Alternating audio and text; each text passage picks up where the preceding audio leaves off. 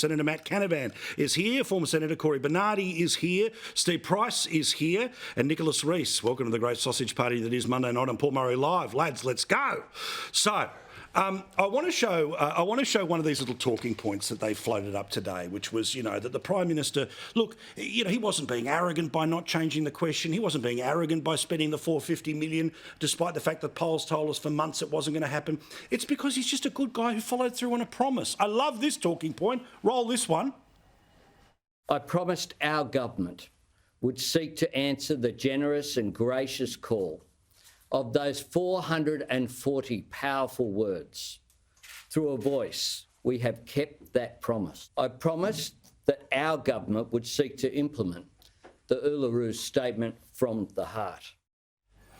Matt, Stephen, Cory, I want to hear from you, but I think we want to hear from Nicholas as well, right off the top here. So, Nicholas, apart from the idea going down, what about the spin now? What about the spin? Firstly, regardless of how white people voted, I thought this was an interesting one in Parliament today, despite the fact that ethnically diverse electorates, those hardcore Labor ones, that'll vote for them again at the next election, were some of the hardest ones that went no, let alone the Northern Territory, let alone.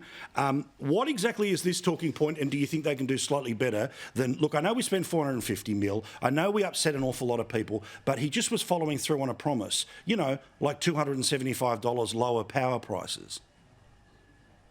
Well, Paul, we and the panel can debate this in and out, but in a democracy, I'm just getting a bit of feedback on my earpiece, I should say, but in a democracy, we want our politicians to say what they're going to do and then do what they say. And that's what Albanese did. He left nobody under any illusions that a vote for him was a vote for a referendum to give Indigenous people recognition and the voice in the Constitution. And so he went ahead and did it. Now, the vote was no. That's obviously been a big setback for Albanese and the government, but and we can debate that, but I do not think you can criticise the fact that he took it to the people. I think it shows that he's a courageous politician. He's a person of his the talking point is he's a conviction politician. He's a very decent person as well. The talking point is he's a conviction politician. Matt Canavan, I love this. I love this one now, right? $450 million.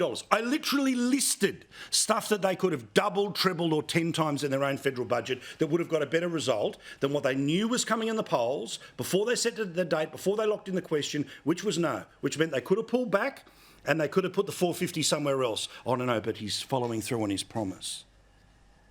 Well, I don't think Anthony Albanese intended to lose. What seems to be coming out from the inside story today, and I'm sure in coming days, is that pride comes before a fall. And the Prime Minister became enamoured with himself over the past year.